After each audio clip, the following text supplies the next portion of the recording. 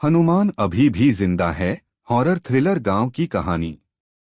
यह कहानी मध्य प्रदेश के एक छोटे से गांव भैरवपुर की है, जो घने जंगलों और पहाड़ियों के बीच बसा था। गांव के उत्तर में एक पुराना बरगद का पेड़ था, जिसके बारे में कहा जाता था कि वहां रात में कोई नहीं जाता।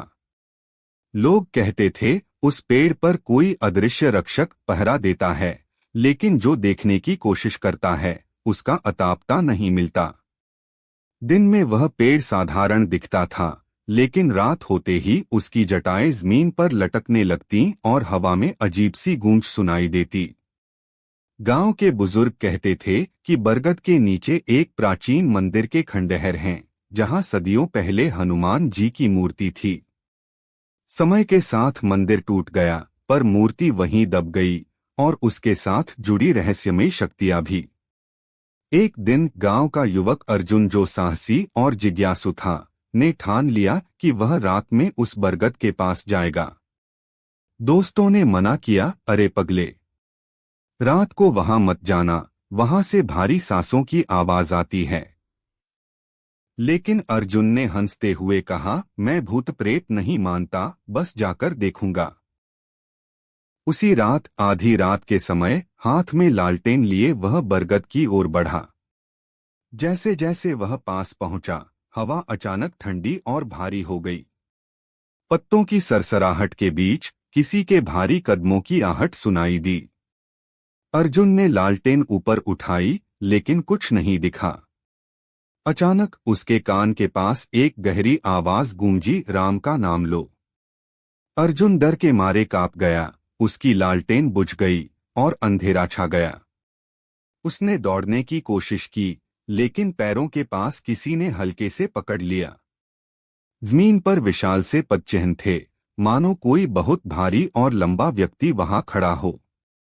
बरगद की जड़ों के बीच से हल्की सी चमक उठ रही थी।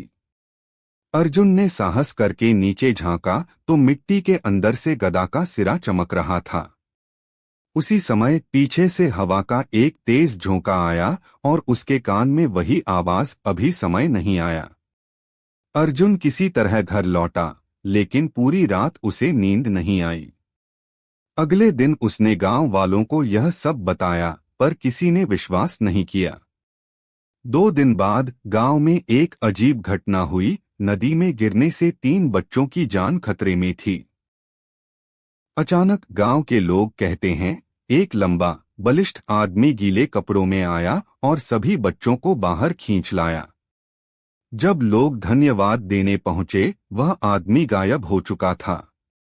लेकिन नदी किनारे मिट्टी पर वही विशाल पदचिह्न मिले जो बरगद के पास देखे गए थे। धीरे धीरे गांव में अफवाह फैलने लगी, वह कोई साधारण आदमी नहीं, वह हनुमान जी थे। अर्जुन को अब विश्वास हो गया कि बरगद के नीचे कोई अदृश्य रक्षक रहता है। एक रात अर्जुन ने फिर हिम्मत की और राम का नाम लेते हुए बरगद के पास पहुंचा। इस बार पेड़ की जटाएं अपने आप हिल रही थीं, मानो किसी को रास्ता दे रही हों। जड़ों के बीच से अचानक मिट्टी हटने लगी और धीरे धीरे एक पुरानी मूर्ति बाहर आने लगी। मूर्ति के साथ एक पुराना लेख मिला, जिसमें लिखा था, जब तक इस गांव में राम कथा गूंजती रहेगी, मैं यहां रहूंगा। अर्जुन ने हाथ जोड़कर प्रणाम किया और उसी क्षण एक ठंडी हवा ने उसे घेर लिया। हवा में एक पल के लिए एक विशाल आकृति बनी, गदा हाथ में, लाल आंखें और पूरे शरीर से जल की बूंदें टपक रही थीं। आकृति ने कहा, डरो मत, मैं इस गांव का रक्षक हूं, लेकिन मेरी पहचान सभी को मत बताना। अर्जुन के होश उड़ गए, लेकिन उसे एक अनोखा सुकून महसूस हुआ। उस दिन के बाद गांव में अजीब घटनाएं होती रहीं। कोई संकट आता तो किसी अदृश्य मदद से टल जाता।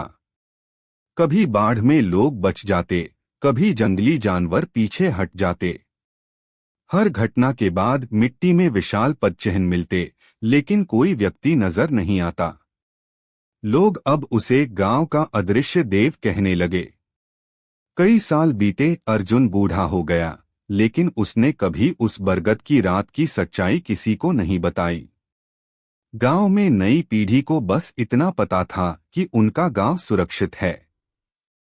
बरगद के पास आज भी रात में भारी सांसों की आवाज आती है और कभी कभी लाल आंखों की हल्की चमक अंधेरे में दिख जाती है।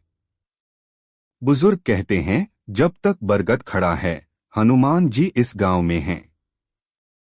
बरसात की एक रात गांव में आग लगी और लोग घबराकर बाहर भागे। किसी ने देखा एक विशाल परछाई लपटों के बीच से दौड़ते हुए लोगों को बाहर निकाल रही थी। सुबह तक आग बुझ गई, लेकिन बरगद की जड़ों में गीली मिट्टी और बड़े पदचिह्न मिले। अब गांव वालों को कोई शक नहीं रहा, हनुमान अभी भी जिंदा है। और शायद वह सिर्फ भैरवपुर ही नहीं, बल्कि हर उस जगह है जहां संकट में लोग राम पुकारते हैं।